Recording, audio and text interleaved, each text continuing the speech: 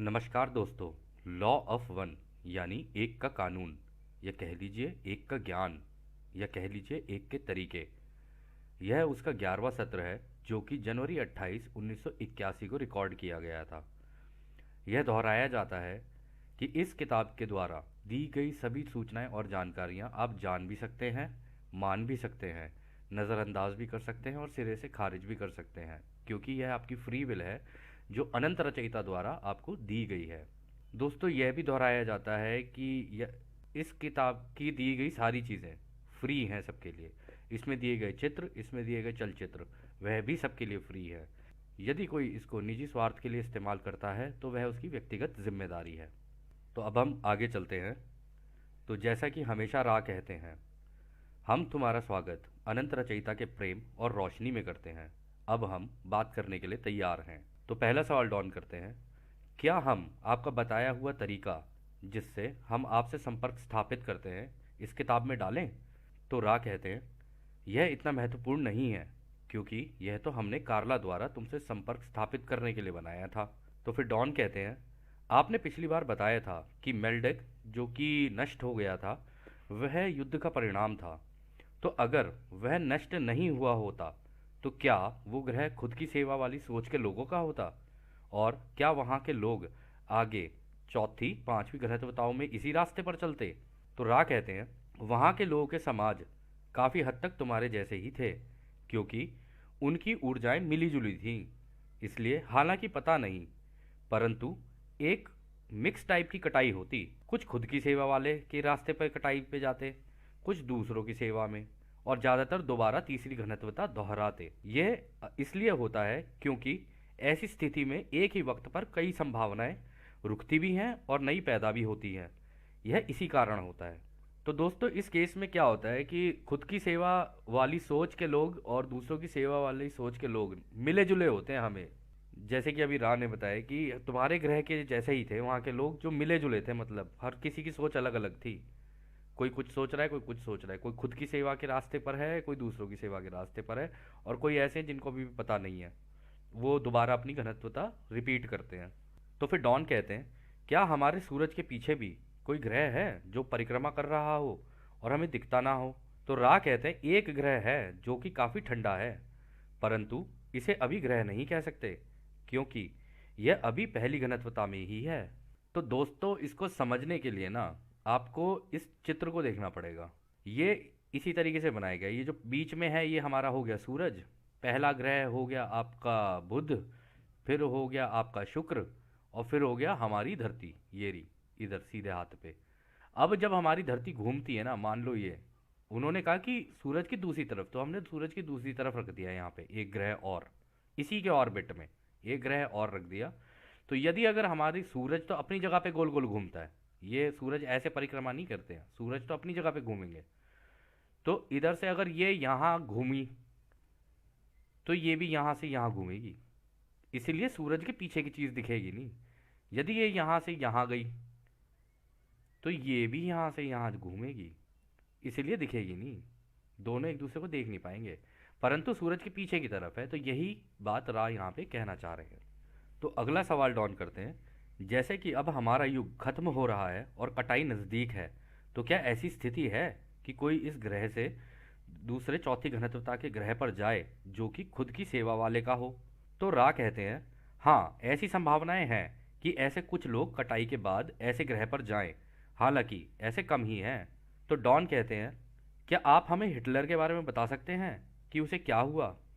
तो रा कहते हैं, अभी उसकी आत्मा की हीलिंग या इलाज चल रहा है तुम्हारे मिडल एस्ट्रल प्लेन में, जो कि तुम्हारे ग्रह की ऊर्जाओं में है। वह बहुत ही घबराया हुआ था, कह लो भ्रमित हो गया था। हालांकि उसे पता था कि शारीरिक रूप से वह मर चुका है, फिर भी उसकी वह आत्मा का ध्यान से इलाज हो रहा है। तो दोस्तों, इवन हिटलर भी देखो आप कितना क्रूर था, बहुत ज़्यादा क्रूर। उसकी भी आत्मा का इलाज हो रहा है क्योंकि जब उसने शायद अपने आप को गोली मारी होगी तो हो सकता है कि एकदम से उसको लगा होगा कि ये क्या हो गया अचानक से। अभी तक तो सही, अभी तक तो मैं जीत रहा था, ये अचानक से गोली मार के यहाँ कैसे आ गया अपने आप को? तो अगला सवाल डॉन करते हैं, क्या हमारे इतिहास में कोई ऐसा था जो चौथी घनत्वता के खुद की सेवा वाले ग्रह पर गया हो या कोई जा रहा हो? तो रा कहते हैं, ऐसे कुछ ही हैं, हालांकि कुछ ऐसे हैं जिन्होंने छठी और सातवीं से लेकर आठवीं घनत्वता को प्राप्त किया है। यह अनंत बुद्धिमानी की घनत्वता है, और यदि वो चाहे तो कभी भी अपनी कटाई करवा सकता है।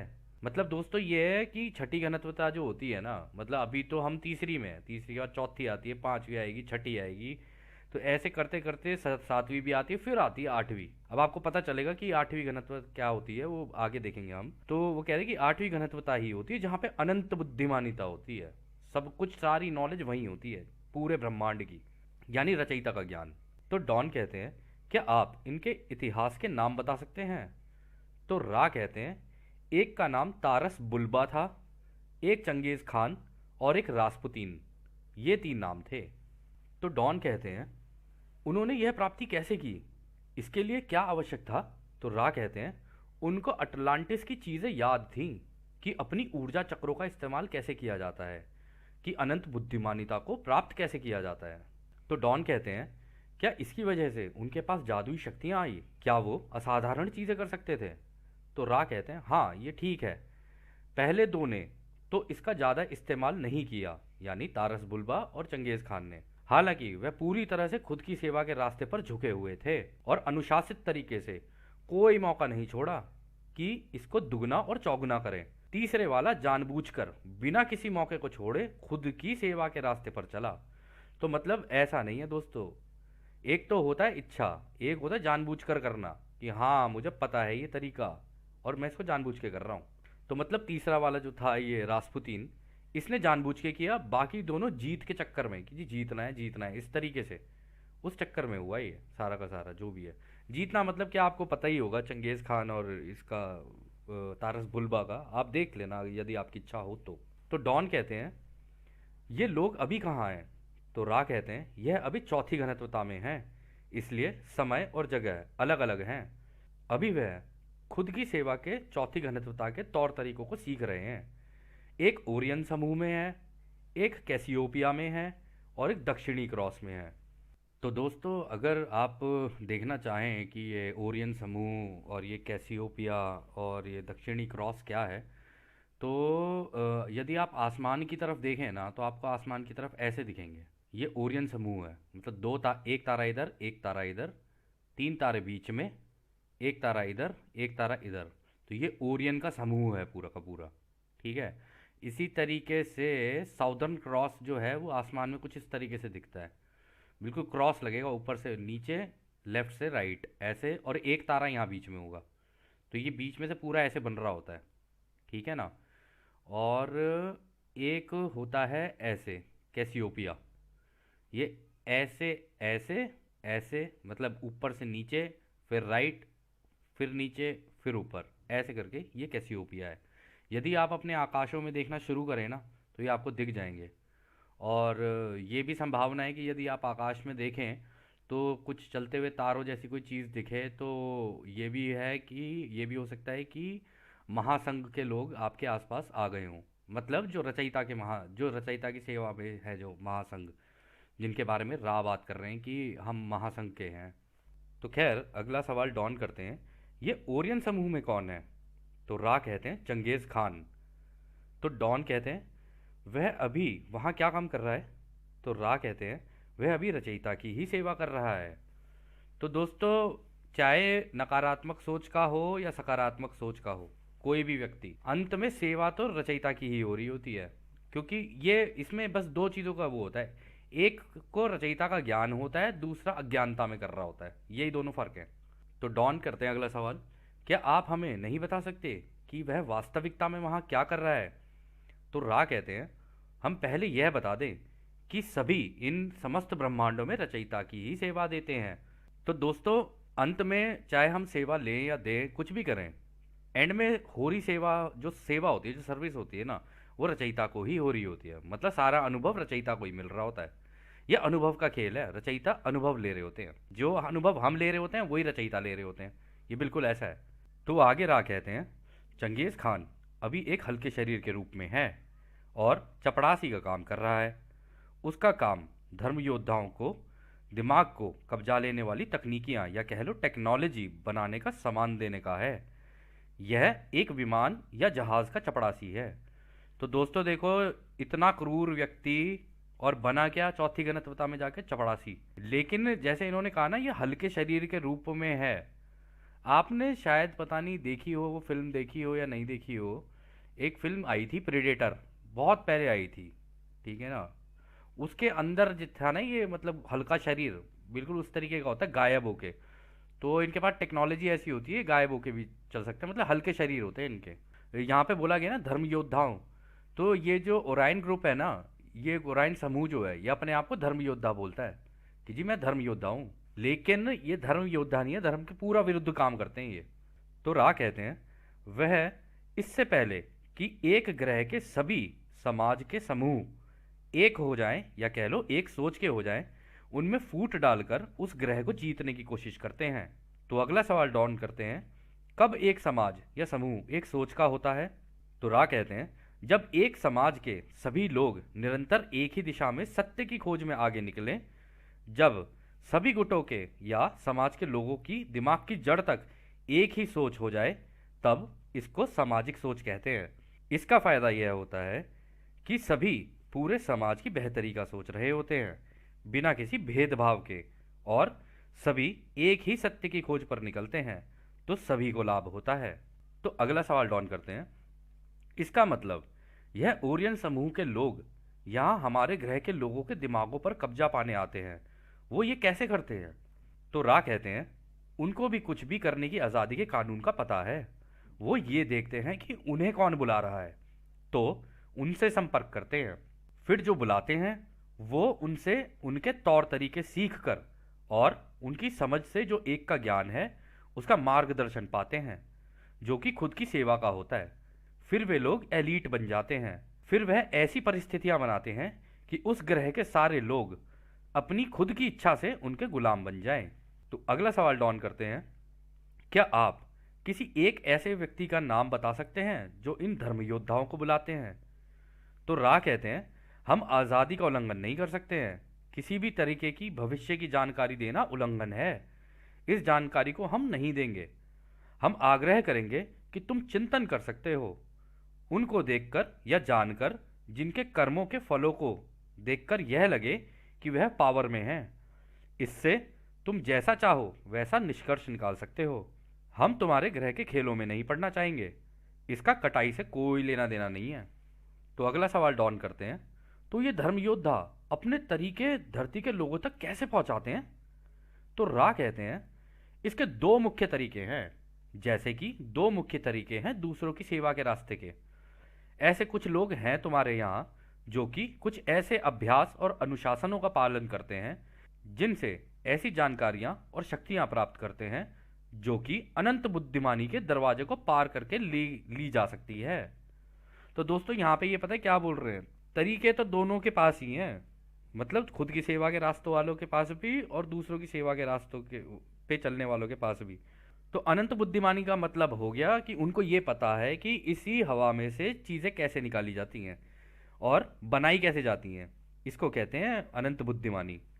तो आगे राह कहते हैं और कुछ दूसरे हैं जिनको कुछ ऐसे शब्दों का इस्तेमाल करना आता है कि ये दरवाज़ा खुलता है और खुद की सेवा के रास्ते का संपर्क बनता है, जिससे शुद्ध तरीके से दूसरों को चालाकी से बिना किसी मुश्किल अभ्यास और दबाव के इनको प्राप्त किया जा सके। तो डॉन कहते हैं किस तरह की जानकारियां ये धर्म योद्धा उन लोगों को देते हैं?